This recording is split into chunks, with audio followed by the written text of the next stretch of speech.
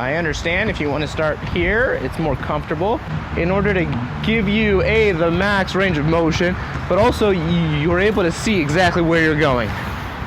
Never do anything blind. Hey guys, I am trying to control this thing. I'm putting on a new gimbal right now, which I don't really have any idea how to use, but we're gonna do some tutorials today, maybe how to go backwards a little bit, which I think will be a compelling tutorial. But we're gonna start with a little warm up. All right, let's go.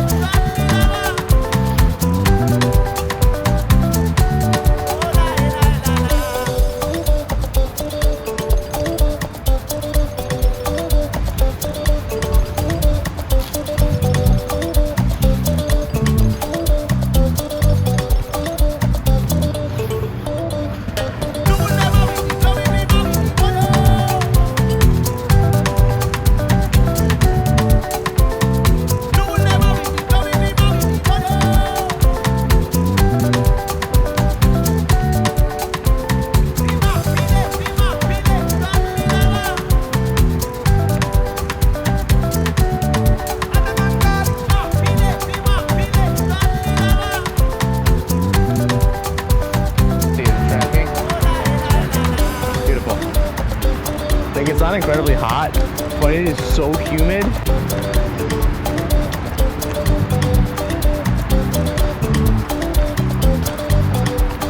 Today we're going to be trying to learn a few new things. A lot of people have been asking me, like, how do you skate going backwards? And it's kind of something I like to do a lot. And it obviously comes from having a strong hockey background. Strong is extremely generous, but I have a hockey background. Going forward, you make little tiny C's / little bubbles like this in order to gain the momentum you need. And then how people will try to learn how to go backwards, they try the same thing, and that's a great starting point. So do little speed cuts / little bubbles, but I don't think it progresses very well. The main issue that I see with this is you're not really able to see anything that's happening behind you or in the direction that you're going. You should always know what is happening in the direction that you're going. And if you're skating backwards like this, you don't really have that information, so it's probably not going to be super safe for you or for anyone who's around you. But you have to identify your stronger side. For me, going backwards, it's on my left side. So I'm going to be looking over my left shoulder, and my left foot is always going to be behind my right foot, and that's ultimately going to be driving the bus, right? So everything happens here is pretty much I am heavily relying on my left foot, and in order to be able to see everything, that's where my hips and my shoulders are going to be completely opening up. So instead of skating like this and looking over, and it's like here I can hardly see anything, right? I don't know what's happening here, and that's a little dangerous, right? But if I'm able to open up, I can see everything, and that's kind of what we're going for. I want you to come to a standstill, find a line. I have a beautiful line right here. And I'm going to stand with my feet together, and then I'm gonna stagger them.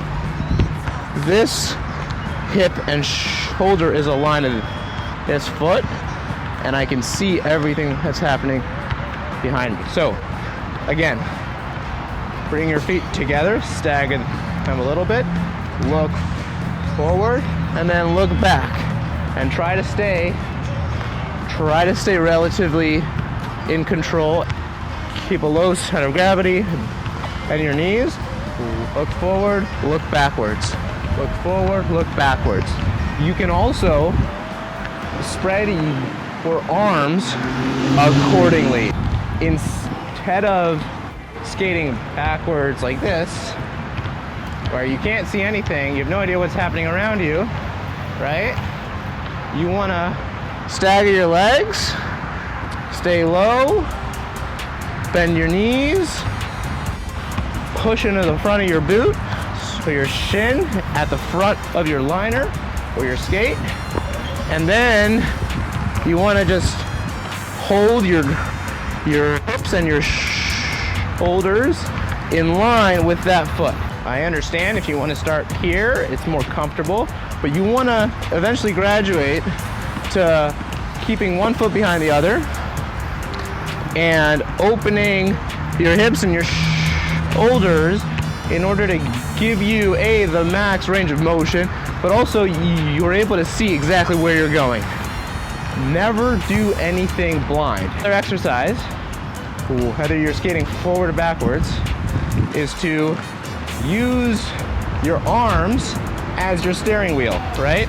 So your arms are attached to your shoulders, which are attached to your hips, which then provide input to your legs and your feet. And then wherever you point your arm that is hooked up to that side, that's where you're gonna go. Your weight's gonna be shifting over to this foot. If I go the other way, my weight's gonna be shifting over to this foot. So if I have a strong core and I actively engage it and I'm able to bend my knees, that's able to look like this.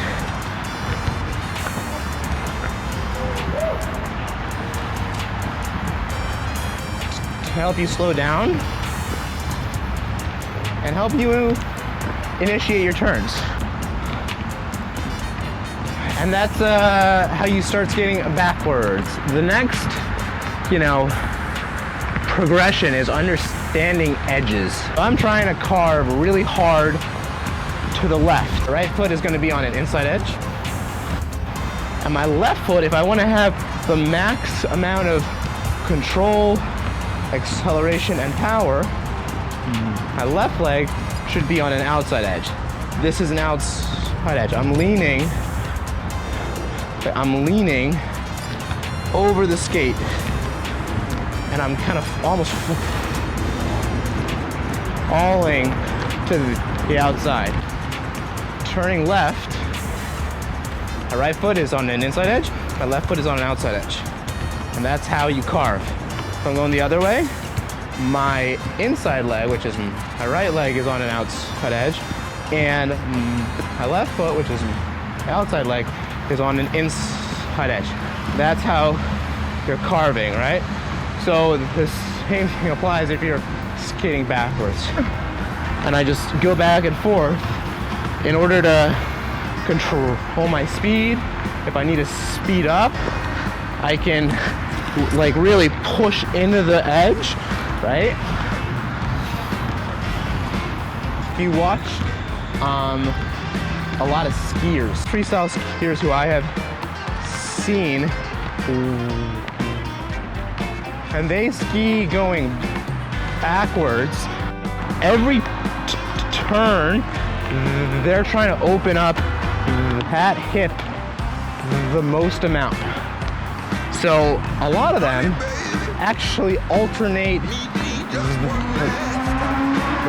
the shoulder, and they look over each and every turn turning to the left and they're going backwards, they're gonna look over here and then they wanna switch, and then they're gonna switch, and then they're gonna switch.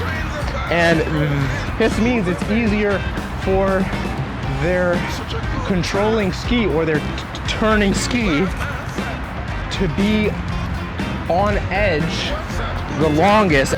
Skating backwards. You wanna hop over to backwards and spread your feet in a staggered position, and then you're just gonna be looking over your whichever shoulder that corresponds to your back foot. That's the shoulder that you're going to be looking over in order to have the greatest amount of visibility, right?